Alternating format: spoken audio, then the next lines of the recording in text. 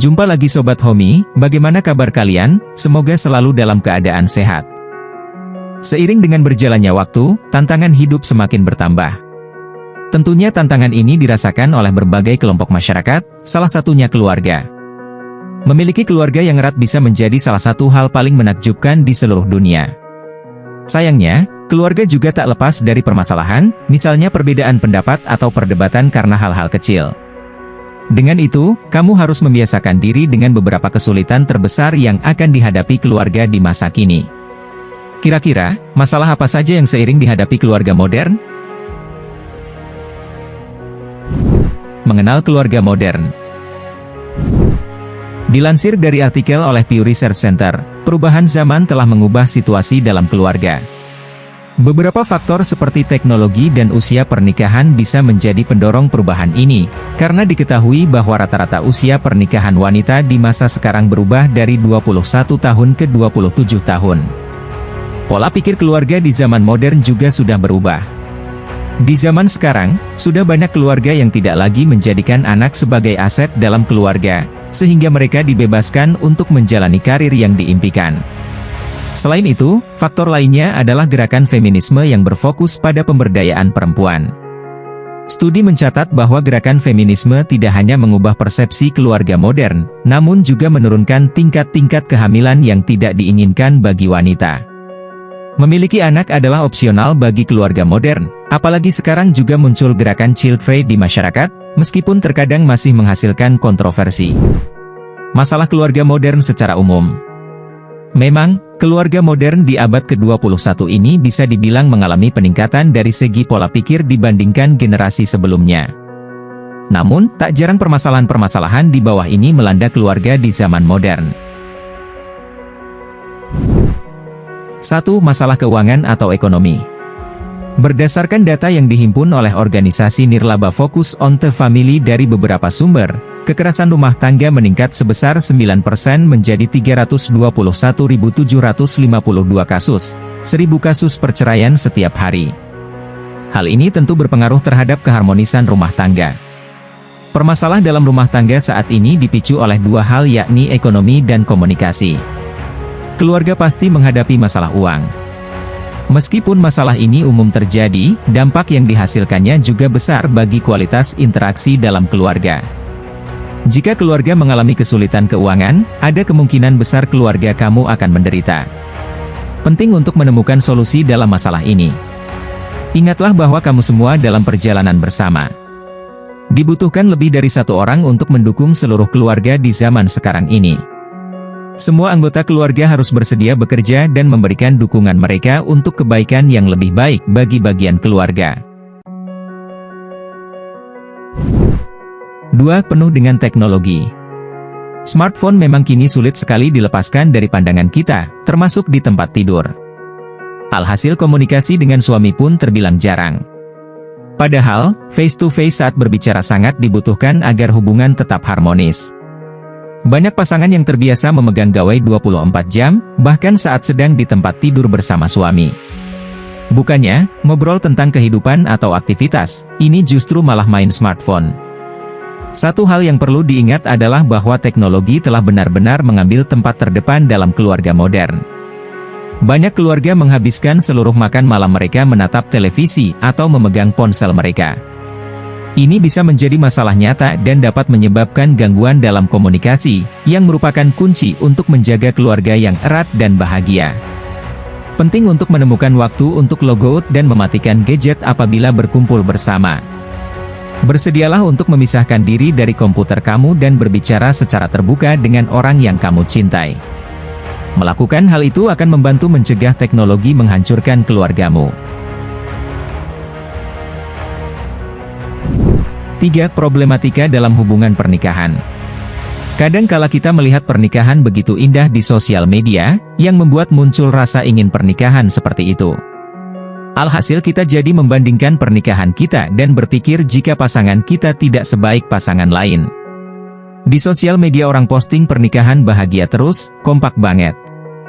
Ketika kita melihatnya justru kita jadi membandingkan hubungan kita. Dari yang tadinya hubungan baik-baik saja, Tapi pas melihat sosial media jadi ada masalah karena kita ingin pernikahan seperti orang lain. Dr. Yulina Evariani dari Fakultas Ekologi Manusia IPB, saat ini Indonesia menduduki posisi ke-7 tertinggi di dunia sebagai negara dengan jumlah kasus pernikahan dini. Selain itu, masih banyak yang terburu-buru menjalin hubungan dan membuat diri mereka dalam masalah besar dalam pernikahan. Perlu diperhatikan bahwa peristiwa ini dilatar belakangi faktor seperti ekonomi, tingkat pendidikan rendah, dan kurangnya sosialisasi. Problematika pernikahan di usia muda adalah menjaga kualitas interaksi antar pasangan. Seringkali pasangan yang kurang berpengalaman bisa mengalami masalah komunikasi dan manajemen konflik. Untuk itu setiap pasangan yang baru menikah dan mengalami permasalahan direkomendasikan untuk konseling dengan psikolog. 4. Terlalu banyak waktu terpisah. Hal ini kerap menjadi batu sandungan dalam pernikahan zaman sekarang. Ketika bertemu justru yang dibicarakan pekerjaan atau keluarga. Bukan membicarakan tentang rasa berdua.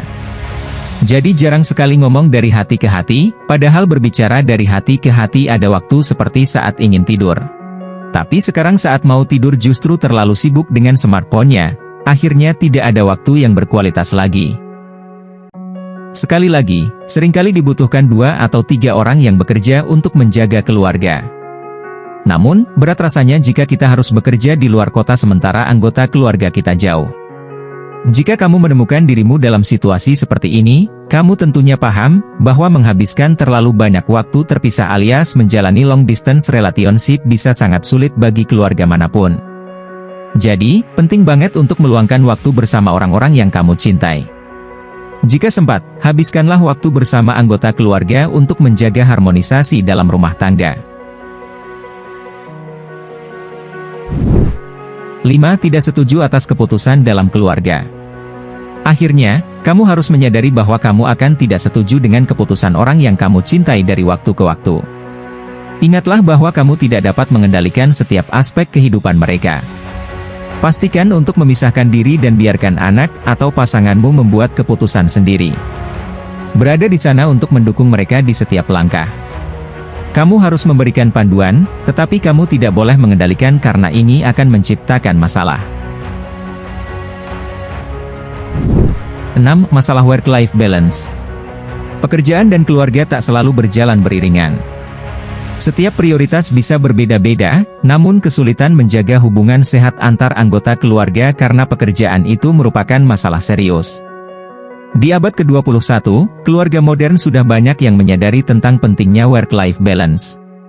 Sebuah riset di Slovenia menyatakan bahwa persepsi individu tentang dukungan work-life balance juga pada peningkatan keterlibatan kerja karyawan, sehingga produktivitasnya juga akan meningkat dari waktu ke waktu. Dalam mewujudkan work-life balance, tidak hanya organisasi saja yang melakukannya untukmu. Kamu harus bisa menerapkannya sendiri di rumah. Sebagai contoh, cobalah makan bersama sebagai keluarga setidaknya sekali sehari, atau tentukan tanggal yang tepat secara rutin. 7. Keluarga terlalu ikut campur.